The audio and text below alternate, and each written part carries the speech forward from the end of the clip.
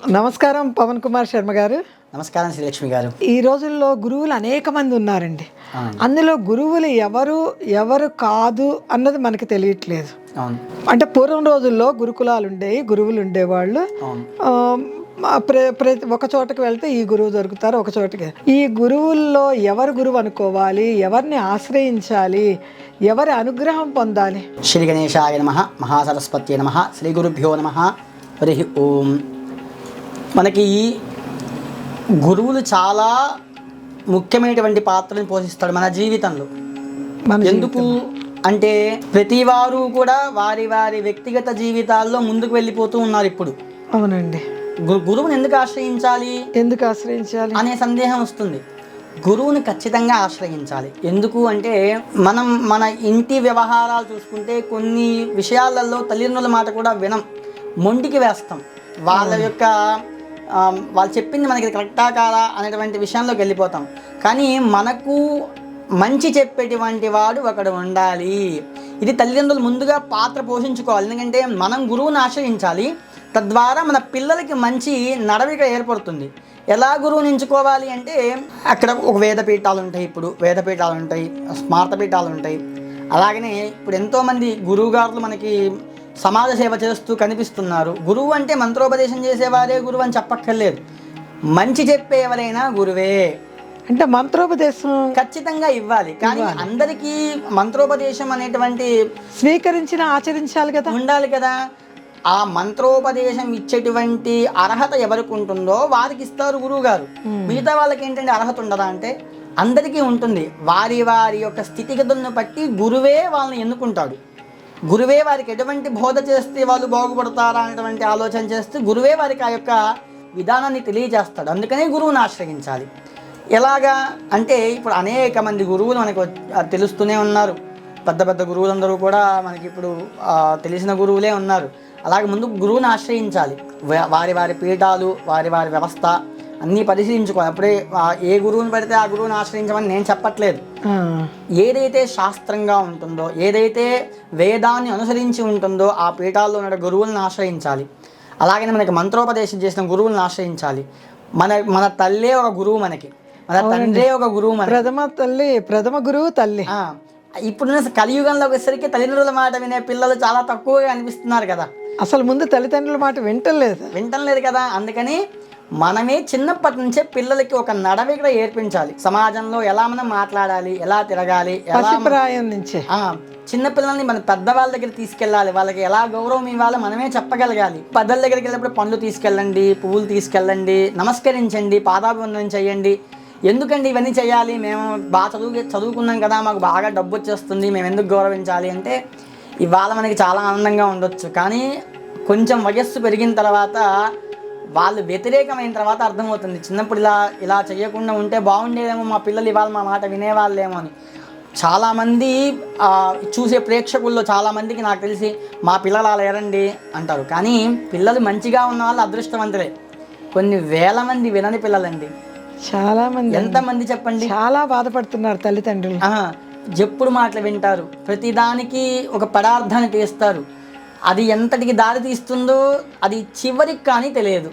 అప్పుడు అందరూ బాధపడతారు కదా, కుటుంబం అంతా బాధే కదా, మొత్తం బాధపడతారు. ముందు వినరు, తర్వాత బాధపడేది ఉపయోగం లేని స్థితి వచ్చేస్తుంది. ఆ స్థితికి పోకుండా కాపాడేవాడే గురువు. ఆ స్థితిని అడ్డుకునేవాడే గురువు. మన ఉన్నతమైన స్థితికి చేర్చేవాడే గురువు. ఆ గురువుని ఆశ్రయించాలి. మనకి అవకాశం ఉండి గురువుగారు మంత్రోపదేశం చేస్తారు అన్నప్పుడు ఎందుకు చేస్తారు, ఎలా చేస్తారు అని అంటే గురువు మనం చేయగలడు అనుకున్న నాడు మాత్రమే చేస్తాడు. మనం చిన్న ఉదాహరణ చెప్తాను. ఇది పూర్వము జరిగినటువంటి ఒక కథలాగానే భావించండి అందరూ కూడా. గురువుని ఉద్దేశించి చెప్పేటువంటి కథ. పూర్వము ఒక గురువు గారు ఉన్నారట. ఆయన అనేక మంది శిష్యులకి మంత్రోపదేశం చేస్తూ ఉన్నారు. అలా మంత్రోపదేశం చేస్తూ అక్కడ ఇంకొక శిష్యుడు కూడా ఉన్నాడు. ఆయనకి కొంచెం పలకదు, పదాలు పలకలేరు, ఉచ్చారణ సరిగ్గా లేదు. తద్వారా ఉచ్చారణ దోషం వస్తుందేమో, వీడెక్కడ దీన్ని అభ్యసించి సరిగా చెయ్యక ఎక్కడ శిష్యుడు దాని ద్వారా వచ్చేటువంటి ప్రతిఫలాన్ని పొందుతాడు అని చెప్పి, ప్రతికూలమైనటువంటి ఫలాన్ని పొందుతాడు అని చెప్పి గురువు అతనికి ఇవ్వడం మానేశాడు. అందరికీ ఇస్తున్నారు, అందరూ వెళ్తున్నారు, ఉపదేశం తీసుకుంటున్నారు, జపం చేసుకుంటున్నారు, తద్వారా చాలా మనశ్శాంతిగా ఉంటున్నారు, ఉన్నతమైన స్థితికి వెళ్ళిపోతున్నారు. ఇలా కొంతకాలం గడిచిన తర్వాత ఆ శిష్యుడు మాత్రం ప్రతిరోజు వెళ్ళడం, గురువుని సేవ చేసుకోవడం, గురువుని మంత్రం ఇమ్మని అడగడం, గురువు గారు ఇవాళ కాదులే నాయన, ఇంకొక కాదులేని. అలాగే గురువు కూడా ఒక రకమైన విసుగు వచ్చేసింది కొంతకాలానికి. అటు మంత్రము చెప్తే వాడు ఎక్కడ ఇదైపోతాడో, వాడెక్కడ దాని ద్వారా ప్రతికూల ఫలాలు పొందుతాడని గురువు బాధపడుతూ ఇవ్వలేక, వాడికి చెప్పలేక, విషయాన్ని ఎక్కడ చెప్తే ఇబ్బంది పడతాడో అని చెప్పలేక చాలా మదన పడుతూ ఉన్నాడట. కానీ ఒక సమయంలో చాలా చిరాకు వచ్చేసింది గురువుకి. అందుకని చాలా కోపంతో పోరా దున్నపోతా అని తిట్టాడట ఆయన్ని. ఇక్కడి నుంచి పోరా దున్నపోతా అని తిట్టాడట. కానీ శిష్యుడు వాత్సల్యం ఎలా ఉంది, శిష్యుడు అంటే ఎలా ఉండాలో ఇక్కడ చెప్పారు. గురువు ఎంత ఆప్యాయంగా తనకి ఎందుకు ఇవ్వలేదు అనే విషయాన్ని తనకి తెలియదు, అపార్థం చేసుకోలేదు. గురువుని అపార్థం చేసుకోలేదు. తను ఏం చేశాడు అక్కడ, ఓహో గురువు గారు నాకు దున్నపోతా అనేటువంటి మంత్రాన్ని ఉపదేశించాడు అమ్మా అని గ్రహించాడట. అయితే ఏదో ఒక మంత్రం ఇచ్చాడు కదా, అందరితో ఇచ్చాడు. ఎవరు మూల మంత్రాలు బయటికి పఠించరు, ఏమిచ్చారో అవతల వాళ్ళకి తెలియకూడదు. నేను నా శిష్యులకి మంత్రం ఇచ్చాను అనుకోండి, నాకు నా శిష్యుడికి మాత్రమే ఉంటుంది. ఇంకొక నియమం ఏమిటంటే మనకి ఏ మంత్రం ఉందో అనేది బయటి వారికి చెప్పకూడదు. మూల మంత్రాలు ఏవైనా అనుష్ఠానం తీసుకుంటే నాకు ఇది ఉంది అని చెప్పకూడదు, మంత్రాన్ని బయటికి ఉచ్చరించకూడదు. మిగతా వాళ్ళందరూ ఏం చేస్తున్నారు, లోపల ఉచ్చరిస్తున్నారు, మంత్రాన్ని సాధన చేస్తూ ఉన్నారు. ఈయన ఏమనుకుంటాడు, నాకు కూడా అదే మంత్రం ఇచ్చాడు గురువు గారు, ఈ మంత్రాన్ని సాధన చేస్తే చాలా ఫలితం వస్తుందని వెళ్ళాడట. ఇక ఇచ్చిన మంత్రాన్నే భగవన్నామం చేసుకుంటూ ఓం దున్నపోతాయ నమః. పాపం తెలియదు, అమాయకుడు. నిజంగానే అమాయకుడు. అందులో నోరు తిరగని వ్యక్తి ఏదో ఆ మంత్రాన్ని సాధన చేసుకుంటూ ఉన్నాడట. కొంతకాలం గడిచిపోయిన తర్వాత ఆ చేసినటువంటి మంత్రమే ఏదో తెలియని శక్తిగా మారి ఆయనకి ఏదో మంత్రం తాలూకా శక్తి లభించిందట. ఎవరన్నా అప్పటి రోజుల్లో ఏం చేసేవాళ్ళు, జ్వరం వచ్చిందంటే అయ్యగారు విభూతి పెట్టండి అయ్యా, అంత తీర్థం ఇవ్వండి అయ్యా, ఒక మంత్రం నీళ్లు చల్లమని. ఇప్పటికీ మనకి పల్లెల్లోకి పోతే ఆ విధానం ఉంది. ఆయన దగ్గరికి వెళ్తున్నాడు, చాలా మంది క్యూలు కడుతున్నారట ఆయన ఇంటి ముందు. ఏమిటయ్యా అంటే, జ్వరం వచ్చింది అంటే దున్నపోతాయ నమః. లోపల చదువుకోవడం, బయటికి చెప్పకూడదు కదా, వినేవాడికి తెలియదు వాడు ఏం చెప్తున్నాడు, చెప్పేవాడికి ఈయనకి తెలుసు ఏం చెప్తున్నాడు. ఏదో మంత్రం చెప్తున్నాడు అయ్యగారు, నోట్లో వేయడం విభూది, తగ్గిపోయేదట. రోగాన్ని కూడా తగ్గిస్తుందట ఆ మంత్రం. ఇదేమిటి అని చాలా కాలం గడిచిపోయిందట. ఒకనొక సమయంలో యమధర్మరాజు వాహనాన్ని వేసుకొని భూలోకానికి వస్తున్నాడట.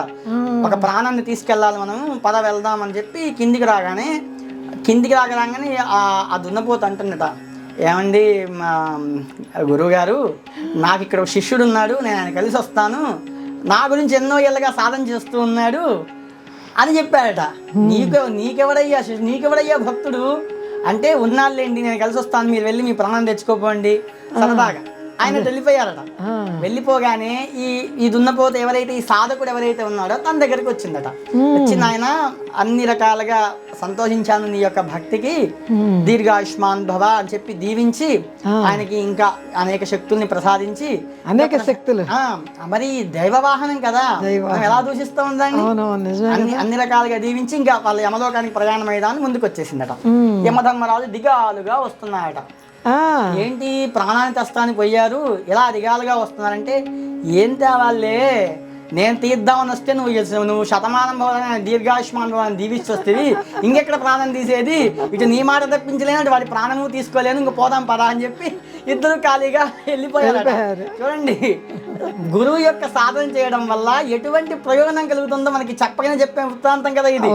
దున్నపోతా అనే మంత్రాన్ని ఏదో తిడుతూ ఇచ్చిన పదాన్ని కానీ పూర్వం వెళ్ళి మరి బ్రాహ్మణుల్ని ఏదో అని తిట్టించుకొని వచ్చేవాళ్ళు. ఇప్పుడు తిట్టించుకోమని నేను చెప్పనండి బాబు, అలా కాదు, తిట్టించుకునే వాళ్ళు సరదాగా వెళ్ళి. అయినా పూర్వం చూడండి, పెద్దల్ని పొగిడితే వద్దనేవాళ్ళు, పిల్లల్ని పొగడకూడదు, తిట్టండి అని చెప్పి అనేవాళ్ళు. అది శాస్త్రంలో ఉంది, అదే వాడుకగా వింటూ ఉంటాం కదా.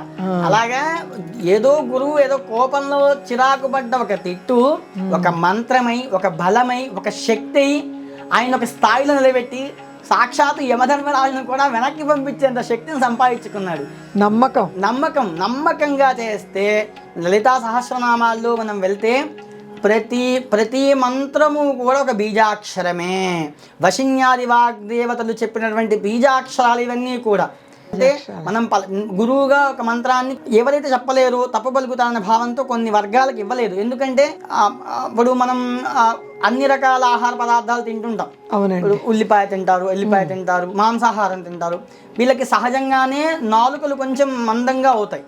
తద్వారా మరీ బీజాక్షరాలు ఒత్తి పలికేటువంటి పదాలు ఏవైతే ఉన్నాయో అవి పలకరు.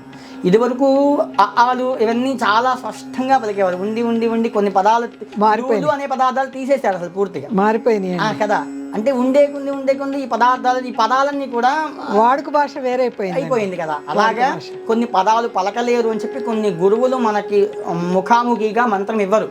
కానీ దేవత అమ్మవారి జగన్మాత ఆవిడ చూడండి, ఇలాంటి పరిస్థితి ఒకటి వస్తుంది, సమాజం ఇంకా తనని చేరుకోవడం కష్టమేమో అని చెప్పి వశిన్యాది వాగ్దేవతల ద్వారా లలితా సహస్రనామాలు నిర్మించేసింది. చూడండి, మనకి తెలియకుండానే మన లలితా సహస్రనామాలు పారాయణ చేస్తే ఎన్ని బీజాక్షరాలు పలుకుతాం. అవునండి, నిజమే. కామేశ్వర ముఖాలోక కల్పిత శ్రీ గణేశ్వర, గణపతి పూర్వమే ఉన్నాడు అంటానికి ఇదొక నిదర్శనం. కామేశ్వరం అమ్మవారి